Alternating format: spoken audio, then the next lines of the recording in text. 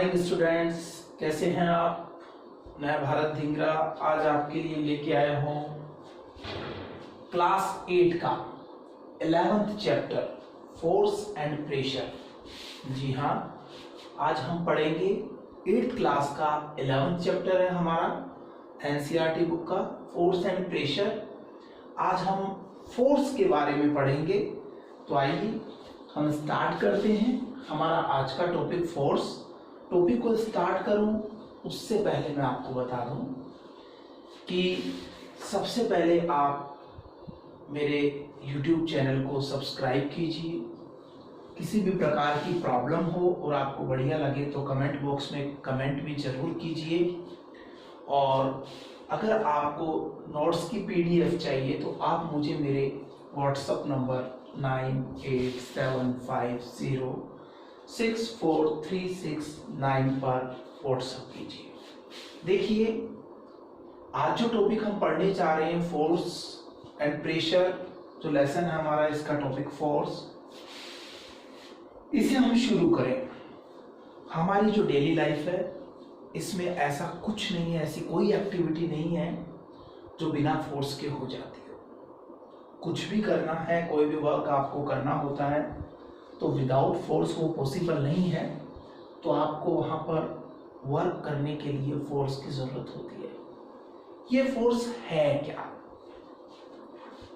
मैंने ये डोर है, इसे क्लोज किया। मैंने ये डोर है, इसे ओपन किया। मैंने ये ऑब्जेक्ट है, इसे उठाया। मैंने इस ऑब्जेक्ट को उठाकर एक से दूसरे प्लेस पे रखा। मैंने ये ऑब्जेक्ट है, इसको मूव किया। मैंने ये ऑब्जेक्ट है, इसको मूव करते हुए स्टॉप किया। हर प्रोसेस में मैं क्या कर रहा हूँ? फोर्स लगा रहा हूँ। जनरल लैंग्वेज में हम फोर्स किसे कह देते हैं? जब मैंने इस डोर को क्लोज किया तो मैंने इसे पुश किया अपने से दूर, और या फिर जब मुझे इसे ओपन करना है तो मैंने इसे अपनी ओर क्या किया? पुल किया। मीन्स किसी भी चीज को पुश करना या उसको पुल करना। कोई भी ऑब्जेक्ट आपके पास है, उसको पुश करना या पुल करना ही आपके लिए क्या है? फोर्स है। तो फोर्स कोई बड़ी चीज नहीं है। साइंस की लैंग्वेज में वर्ड फोर्स कर दिया। आप जनरली कहते हैं कि मैं किसी चीज को अपनी तरफ लाना चाहता हूं तो मैं उसको पुल कर रहा हूं। मैं किसी चीज को अपने से दूर करना चाहता हूं तो मैं उसे पुश कर रहा हूं। तो टू पुल और push any object, to pull अपनी ओर खींच लेना, टू पुश अपने से दूर धक्का देना उसे। तो टू पुल और push any object is known as force. अच्छा, ये तो हम समझ गए कि किसी चीज को पुल करना, किसी ऑब्जेक्ट को पुल करना या उसको पुश करना ही फोर्स है। अच्छा, क्या फोर्स के लिए आपके और उस ऑब्जेक्ट के बीच में, जो बॉडी है उसके बीच में कोई इंटरेक्शन होना जरूरी है? मेरे पास ये दस्तर है, ये आपके सामने रखा हुआ है इस वक्त, मैं इसे हाथ नहीं लगाऊं और ये दस्तर एक प्लेस से दूसरे प्लेस पे चला जाए, क्या ऐसी पॉसिबिलिटी है? जी नहीं। अगर मुझे इसे एक से दूसरी प्लेस पे पहुंचाना है तो मुझे इसको पुश करना पड़ेगा। या मैं इसे अपने पास लाना चाह रहा हूं तो मुझे इसे पुल करना पड़ेगा। मीन्स जो ऑब्जेक्ट है इस पर जब मैं फोर्स अप्लाई करूंगा तो ये मूव कर पाएगा। साथ ही ये समझने की जरूरत है कि जब मैं इसे इंटरेक्ट करूंगा, मैं इसको टच ही नहीं कर रहा हूं, इसके कांटेक्ट में ही नहीं आ रहा हूं, और उसके बावजूद क्या हो रहा है? ये अपनी जगह पर ही पड़ा है। और मैं इसको जब टच करता हूं तो ये मूवेबल कंडीशन में आया है। मुझसे दूर जा रहा है, मेरे पास आ रहा है, मुझसे दूर जा रहा है, मेरे पास आ रहा है। लेकिन कब?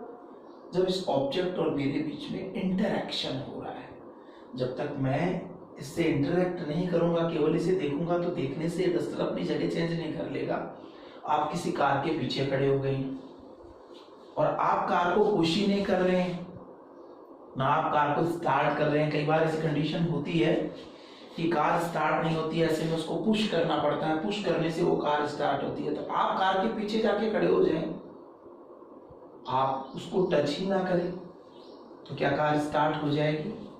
नहीं, आपके देखने से कार स्टार्ट नहीं होगी, आपको उसे अपने हैंड से पुश करना पड़ेगा। पुश करने से क्या होगी? कार स्टार्ट होगी। मीन्स फोर्स जो है वो दो ऑब्जेक्ट के बीच में इंटरैक्शन का रिजल्ट है। जब दो ऑब्जेक्ट के बीच में इंटरैक्शन होता है तो ही हम कहते हैं कि यहां फोर्स अप्लाई हुआ है। अब देखिए, कहीं हम कहते हैं कि फोर्स ज्यादा लग गया है, कभी हम कहते हैं फोर्स कम लग गया है। तो ये फोर्स ज्यादा लगा कम लगा, इस बात का पता कैसे चले? मेरे पास ये बॉल है, मैंने इसे रखा, मेरे और इसके बीच में कोई इंटरेक्शन नहीं है, बॉल आपके स्टेशनरी है, एक जगह पे स्टॉप है, रुकी हुई है, और मैंने अपने फिंगर से इसको पुश किया। पुश करने से क्या हुआ? बॉल थोड़ी दूर चली, स्लो मूवमेंट था इसका, और यही बॉल यहाँ थी और मैंने इसे थोड़ा ऐसा पुश किया। तो आप क्या देख रहे हैं कि ये जो बॉल है थोड़ा फास्ट मूव कर रही है। तो ये बॉल स्लो मूव कर रही थी या फास्ट मूव कर रही थी, इस बात पे डिपेंड कर रहा था। ये इस बात पे डिपेंड कर रहा था कि जो फोर्स मैं इस पे अप्लाई कर रहा हूं वो कम है या ज्यादा है, वो लेस है या मोर है, कैसी क्वांटिटी में है, उस पर डिपेंड करेगा कि बॉल स्लो मूव करेगी या बॉल फास्ट मूव करेगी। तो उस फोर्स का कम या ज्यादा होना है, उसी को कहते हैं फोर्स का मैग्नीट्यूड। उसी को हम क्या कहते हैं? फोर्स का मैग्नीट्यूड कहते हैं। ठीक है। अब डायरेक्शन, जाहिर सी बात है फोर्स की डायरेक्शन भी होती है। जब मैं इस डोर को अपनी तरफ खींचता हूं, यानी फोर्स की डायरेक्शन मेरी ही तरफ होती है, तो ये डोर पुल करने से ओपन हो गया है और मैं इस डोर को वापस क्लोज करना चाहता हूं, तो मेरे फोर्स की डायरेक्शन मुझसे अपोजिट होती है। तब ये फोर्स मैंने पुश करके क्या किया, यहाँ पर इस डोर को क्लोज किया। यानी फोर्स की डायरेक्शन भी होती है और इसका मैग्नीट्यूड भी होता है। ये कम भी हो सकता है, ज्यादा भी हो सकता है। इसको आप थोड़ा सा और समझिए। मैग्नीट्यूड की बात करें, मैग्नीट्यूड कब बढ़ता है और कब कम होता है, इसे आप ऐसा समझें। मान लीजिए आपके पास ये बॉल है, मैंने इसे हल्का सा क्या किया, फोर्स लगा के मूव किया, ये मूव करने लगी। अब मैंने फोर्स लगा के इसे मूव किया, जिधर ये मूव कर रही है उसी डायरेक्शन में मैं इसके पीछे से एक बार और इसको पुश करूं तो क्या होगा? देखिए, ये मूव करने लगी, फोर्स लगाने पे इसी डायरेक्शन में और किया तो क्या हुआ? इस बॉल की स्पीड बढ़ गई। क्यों? क्योंकि जो फोर्स था मैंने लगाया, फिर दोबारा लगाया, दो बार मैंने फोर्स लगाया, दोनों फोर्स की डायरेक्शन क्या थी? सेम थी। जिस डायरेक्शन में ये बॉल मूव कर रही थी उसी डायरेक्शन में मैंने फोर्स लगाया, तो क्या हुआ? फोर्स का मैग्नीट्यूड इंक्रीज हो गया और बॉल फास्ट मूव करने लगी। ठीक है। दूसरी कंडीशन देखिए, ये बॉल लेफ्ट टू राइट जा रही है, ठीक है, और लेफ्ट टू राइट जाते हुए इस बॉल के रास्ते में मैंने क्या किया, अपना मार्कर लगाया। ये बॉल लेफ्ट टू राइट जा रही है और मैंने इसके रास्ते में क्या किया, मार्कर लगाया। तो मैंने इसको रोकने की कोशिश की, स्टॉप करने की कोशिश की, यानी जिस डायरेक्शन में ये मूव कर रही थी मैंने उसके अपोजिट ऑफ फोर्स लगाया है, तो फोर्स का मैग्नीट्यूड क्या हो गया, कम हो गया। इसलिए बॉल क्या हो गई, हमारी स्लो डाउन हो गई, बॉल हमारी धीरे जाने लगी है। ठीक है। तो फोर्स का मैग्नीट्यूड इस बात पे डिपेंड करता है कि जो फोर्स है वो सेम डायरेक्शन में अप्लाई किए गए हैं या डिफरेंट डायरेक्शन में अप्लाई किए गए हैं। अगर फोर्स दोनों सेम डायरेक्शन में लगेंगे तो फोर्स का मैग्नीट्यूड इंक्रीज हो जाएगा, जो चीज हमारी मूव कर रही है वो और फास्ट मूव करने लगेगी। और किसी मूव करती हुई चीज के आप रास्ते में आ गए तो वही चीज क्या हो जाएगी, अपोजिट डायरेक्शन में आप उसको रोकने के लिए आए हैं, तो तो आपने अपोजिट फोर्स लगाया है, तो उससे फोर्स का मैग्नीट्यूड अपोजिट डायरेक्शन की वजह से क्या हो जाएगा, कम हो जाएगा। आप इस तरह से भी समझिए, मैंने आपको कहा सेम डायरेक्शन में दो फोर्स काम करें तो रिजल्टेड फोर्स इंक्रीज हो जाता है, उसका मैग्नीट्यूड इंक्रीज हो जाता है। दूसरे शब्दों में मैंने कहा अगर अपोजिट डायरेक्शन में काम करें तो क्या होता है, तो मैग्नीट्यूड जो है वो दोनों फोर्स के डिफरेंस के बराबर हो जाता है, वो डिक्रीज होता है। सपोज रस्साकशी का खेल जिसे आप कहते हैं, जिसमें हम क्या करते हैं, दो टीम्स बना लेते हैं, दोनों टीम्स में बच्चे क्या करते हैं, अपनी अपनी डायरेक्शन में उस रॉप को, उस रस्से को खींचने की कोशिश करते हैं। तो रस्सा किधर जाता है, डेफिनेटली जिस डायरेक्शन में फोर्स ज्यादा लग रहा है। तो कुछ बच्चे हैं जो उसे लेफ्ट में खींच रहे हैं, तो कुछ बच्चे हैं जो उसे राइट में खींच रहे हैं। अब वो रॉप किधर जाएगी, वो रस्सा किधर जाएगा, ये इस बात पर डिपेंड करेगा कि किधर से फोर्स जो लग रहा है वो ग्रेटर है, ज्यादा है। जिधर फोर्स ज्यादा होगा उधर ही वो रस्सा चला जाएगा, लेकिन उस फोर्स का जो मैग्नीट्यूड है वो दोनों के फोर्स के डिफरेंस के बराबर होगा। लड़कियां हैं, आपस में हाथ पकड़ के घूमती हैं, तो उस वक्त भी क्या होता है, अपोजिट डायरेक्शन में फोर्स लगा करके वो घूमती हैं, तो ऐसे में भी फोर्स का मैग्नीट्यूड उन दोनों के अप्लाई किए हुए फोर्स के डिफरेंस के बराबर ही होता है। सपोज कीजिए एक ही रस्से को आप और आपका फ्रेंड अलग अलग डायरेक्शन में न खींच के एक ही तरफ खींच रहे, तो क्या होगा, वो रस्सा, वो रोप आसानी से आपकी तरफ आ जाएगा। क्यों, क्योंकि दोनों के फोर्स की डायरेक्शन सेम थी, इसलिए फोर्स का मैग्नीट्यूड क्या हो गया, इंक्रीज हो गया। इट मीन्स आप इस चीज को समझ लीजिए कि फोर्स का मैग्नीट्यूड भी होता है, उसकी कोई वैल्यू भी होती है और उसकी डायरेक्शन भी होती है। तो वो डायरेक्शन और मैग्नीट्यूड इस बात पर डिपेंड कर रहे हैं कि अगर एक ही ऑब्जेक्ट पर दो फोर्स लग रहे हैं, अगर वो सेम डायरेक्शन में है तो मैग्नीट्यूड इंक्रीज होगा, और वो अपोजिट डायरेक्शन में है तो मैग्नीट्यूड क्या हो जाएगा, डिक्रीज हो जाएगा। एक चीज, एक ही ऑब्जेक्ट पे दो फोर्स लग रहे हैं, सही, और दो फोर्स लग रहे हैं वो अपोजिट डायरेक्शन में लग रहे हैं, तो फोर्स की डायरेक्शन रिजल्टेड की किस तरफ होगी, रस्सा खींच रहे हैं दोनों तरफ से अपोजिट डायरेक्शन से, तो रस्सा किसकी तरफ जाएगा, ये इस बात पर डिपेंड करेगा कि फोर्स का मैग्नीट्यूड किधर ज्यादा है। जिधर फोर्स का मैग्नीट्यूड ज्यादा होगा उधर ही रस्सा चला जाएगा, तो डायरेक्शन को भी डिसाइड करेगा। तो फोर्स में मैग्नीट्यूड भी होता है, डायरेक्शन भी होता है। अब देखिए ये फोर्स कर क्या सकता है हमारी डेली लाइफ में, इस फोर्स के इफेक्ट क्या है। तो फोर्स के कई इफेक्ट्स हैं और इसका पहला इफेक्ट है cause motion in a stationary object. Stationary, कोई ऑब्जेक्ट रेस्टिंग फेज में है, एक जगह पे रखा हुआ है, देखिए ये बॉल अभी एक जगह पे रखी हुई है, ये मूव नहीं कर रही है, मींस ये स्टेशनरी है। ये डस्टर अभी ये मूव नहीं कर रहा है, एक जगह रखा हुआ है, यानी ये क्या है, स्टेशनरी है। तो कॉज मोशन इसे इन ए स्टेशनरी ऑब्जेक्ट, किसी भी स्टेशनरी ऑब्जेक्ट में फोर्स क्या करता है, मोशन कॉज कर सकता है। जैसे अभी ये बॉल पड़ी है, मैंने इसके साथ कोई इंटरेक्शन नहीं किया, लेकिन जैसे मैं इसके साथ इंटरेक्शन करूंगा, इसे पुश करूंगा, वैसे ही ये क्या करने लगेगी, मूव करने लगेगी। तो फोर्स ने क्या किया है, स्टेशनरी ऑब्जेक्ट को मूव करवा दिया, यानी इसकी वजह से एक स्टेशनरी ऑब्जेक्ट में क्या हुआ, मोशन कॉज हो गई, मोशन होने लगी। अगर फोर्स किसी स्टेशनरी ऑब्जेक्ट को मोशन करवा सकता है तो फोर्स और क्या कर सकता है, जो मोशन कर रहा है उसको स्टॉप भी कर सकता है। सही है। आपका क्रिकेट खेलते वक्त आपका कोई फ्रेंड है, वो क्या करता है, किसी बॉल को बैटिंग करते हुए हिट करता है और आप फील्ड करते हुए उस बॉल को क्या कर लेते हैं, स्टॉप कर लेते हैं। तो वो आप स्टॉप कैसे कर लेते हैं, आप फोर्स अप्लाई करते हैं। आपके उस फोर्स की वजह से क्या होता है, वो बॉल वहीं पे रुक जाती है। कई बार ऐसा होता है आपसे मिसफील्ड हो जाती है, और मिसफील्ड होते वक्त क्या होता है, बॉल आपके हाथ में न आकर आपकी आर्म को लगती है और आर्म को लग के वो दूसरी साइड में शिफ्ट हो जाती है। तो ऐसे में क्या हो जाता है, वो रुकती तो नहीं है लेकिन स्लो डाउन हो जाती है। फुटबॉल खेलते हैं, गोलकीपर होता है, गोलकीपर के सामने आके कोई प्लेयर फुटबॉल को किक करता है, वो मूव करती है, लेकिन जैसे गोलकीपर के हैंड में आती है वो स्टॉप हो जाती है। गोलकीपर ने क्या किया, उस पर फोर्स अप्लाई किया।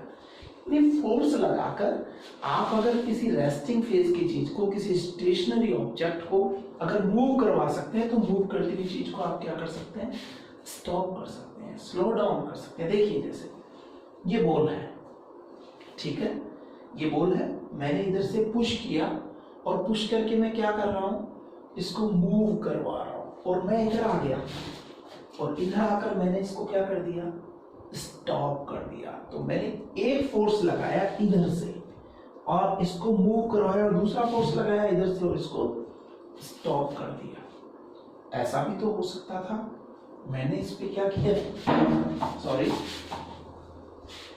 मैंने इस पे क्या किया, वापस से इधर से फोर्स लगाया और देखिए ये ऑब्जेक्ट में बीच में लाया। इस ऑब्जेक्ट की वजह से क्या हुआ, देखिए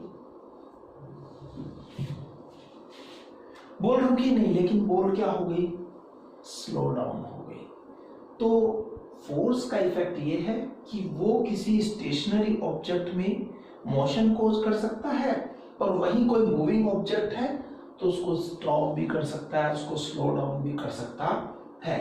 इसके अलावा फोर्स क्या कर सकता है, ये किसी मूविंग ऑब्जेक्ट को स्लो डाउन और स्टॉप कर सकता है, तो इसको फास्टर भी बढ़ा सकता है, इसको फास्टर कर सकता है, इसकी स्पीड को इंक्रीज कर सकता है, स्पीड अप कर सकता है। कैसे, अगर आपने इस बॉल को जिस डायरेक्शन में फोर्स किया है, पुश किया है, अगर आप उसकी अपोजिट डायरेक्शन में फोर्स लगाएंगे तो ये स्टॉप होगी। लेकिन मैंने इस बॉल को जिस डायरेक्शन में देखिए पुश किया, उसी डायरेक्शन में मैंने क्या किया, एक बार और इस पे फोर्स लगाया तो क्या हो गया, मेरा ये ऑब्जेक्ट, मेरी ये बॉल फास्टर हो गई। दोबारा से देखिए, मैंने इसको क्या किया, पुश किया, ये स्लो जा रही है, मैंने एक बार और पुश किया, देखिए ये क्या हो गई है, फास्ट हो गई है। यानी जिस डायरेक्शन में ऑब्जेक्ट मूव कर रहा है उसी डायरेक्शन में अगर आपने क्या कर दिया, उस पर फोर्स लगा दिया, तो वो ऑब्जेक्ट आपका फास्ट मूव करने लगेगा और फास्टर हो जाएगा। थर्ड थिंग, इससे हम क्या कर सकते हैं, चौथा इफेक्ट फोर्स का, सॉरी फोर्थ इफेक्ट है कि कोई भी मूविंग ऑब्जेक्ट है, फोर्स लगा करके हम उसकी डायरेक्शन को क्या कर सकते हैं, चेंज कर सकते हैं। बिल्कुल आप ऐसा कर सकते हैं। देखिए फिर यही बॉल है मेरे पास, इसी से अंडरस्टैंड कर रहे हैं। मैंने वापस से इस बॉल को लिया और इस बॉल को क्या किया, मैंने यहां से फोर्स लगाया। देखिए ये बीच में डस्टर है, ठीक है, ये एक ऑब्जेक्ट है जो इसके रास्ते में आने वाला और वो इसको रोकने की कोशिश करेगा, ठीक है। मैंने यहां से बॉल को क्या किया, फास्ट पुश किया है, एक तेज फोर्स इस पे लगाया है, स्ट्रॉन्ग फोर्स, और स्ट्रॉन्ग फोर्स लगा के इसको फास्टर मूव करवाया। देखिए क्या हुआ, बॉल जो है हमारी इस डस्टर से टकराई। दोबारा देखेंगे, ये डस्टर है, बॉल है, मूव फास्ट किया, देखिए इसकी डायरेक्शन जा रही थी, इसको जाना था ऐसा स्ट्रेट लाइन में, लेकिन देखिए इसकी डायरेक्शन क्या हो गई, चेंज हो गई। तो क्या होता है, मूविंग ऑब्जेक्ट है, उनकी डायरेक्शन को भी ये फोर्स क्या कर सकता है, चेंज कर सकता है। कोई भी मूविंग ऑब्जेक्ट है, उसकी डायरेक्शन को ये इजी वे में क्या कर देगा, चेंज कर देगा। ये बात भी आप समझ लीजिए। अब लास्ट वन है, can change the shape and size of object. Force का एक इफेक्ट ये भी है कि किसी भी ऑब्जेक्ट की शेप और साइज को क्या कर सकता है, चेंज कर सकता है। चलिए इसे भी समझने की कोशिश करते हैं। मेरे पास ये एक डस्टर और है, कपड़े का, क्लोथ का बना हुआ ये डस्टर है, बहुत से स्कूल्स में इसको यूज किया जाता है। इस डस्टर को आप देखिए, ये डस्टर आपके सामने है इस तरह से। अगर मैं इस पे क्या करूं, फोर्स को अप्लाई करूं, अभी देखिए आप इसकी पोजीशन देखिए, ये पूरा ऐसा फुला हुआ, मैंने इसको फोर्स अप्लाई किया, देखिए ये क्या हुआ, इस बेंच को चिपक गया, इसकी साइज कम हुई। दूसरी तरह से देखिए, ये मेरे हाथ में है, ओके, और मैंने मेरे हाथ से इसको ऐसा होल्ड किया, फोर्स लगाया, तो आप देख रहे हैं इसकी शेप क्या हो गई, चेंज हो गई। जो रेक्टेंगुलर था, ये देखो रेक्टेंगल है, और मैंने इस पे फोर्स लगाया, देखिए ये देखिए आप, इसकी साइज, इसकी शेप दोनों क्या हो गई, चेंज। एक एग्जांपल और आप देखें, आपके पास ये रबर है, आपके पास ये रबर है, ठीक है, अब इस पे कोई फोर्स लगाए, जस्ट लाइक ए सर्कल है, लेकिन अब मैं अपने दूसरे हैंड से इसको पकड़ के फोर्स लगाता हूँ, इसको स्ट्रेच करता हूँ, देखिए आप इसकी शेप बदल गई, साइज जो पहले इतनी सी थी, फोर्स लगाने से वो साइज भी क्या हो गई, इंक्रीज हो गई। तो हम देख रहे हैं कि फोर्स को अप्लाई करके शेप और साइज है उसे भी क्या कर सकते हैं, चेंज कर सकते हैं। तो इस तरह से हमने देखा आज कि फोर्स है क्या। तो मैंने सिंपली बताया, टू पुल और push any object is known as force. किसी भी ऑब्जेक्ट को पुल करना, खींचना, पुश करना, धकेलना, ये क्या है, फोर्स है। तो टू पुल और push any object is known as force. मैंने आपको बताया force is a result of interaction of one object with another. एक ऑब्जेक्ट जब दूसरे ऑब्जेक्ट से इंटरैक्ट करता है तो फोर्स लगता है।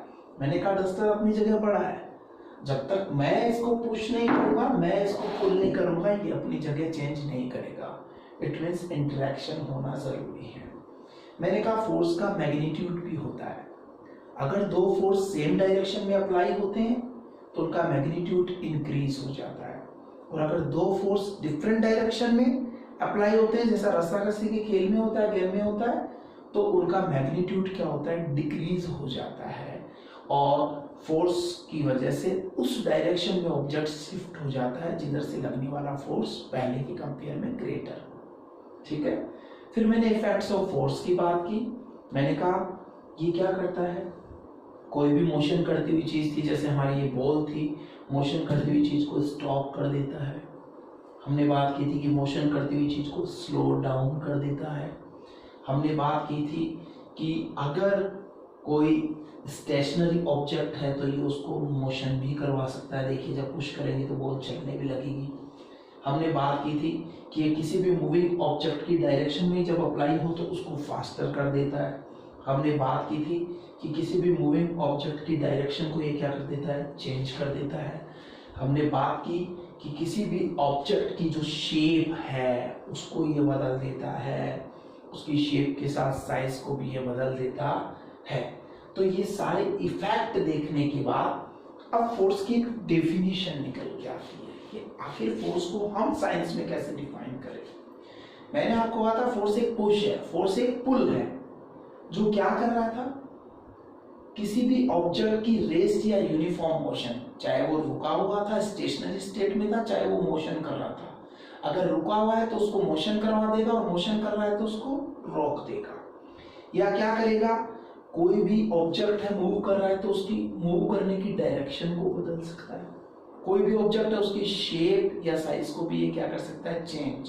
तो इन इफेक्ट को मिलाकर के एक डेफिनेशन बनती है, ए पुश और पुल which changes, a push or pull which changes the state of rest means stationary state or uniform motion of a body, or changes the direction or shape of a body is known as force।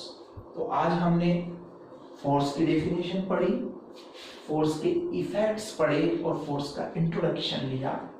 कल part 2 में मैं 8th class के लिए लेके आऊंगा types of force. Force के types हम पढ़ेंगे, जिनमें हम पढ़ेंगे contact force, non contact force, फिर कांटेक्ट फोर्स कौन से हैं, नॉन कांटेक्ट फोर्स हैं, इसके बारे में हम पार्ट 2 में पढ़ेंगे।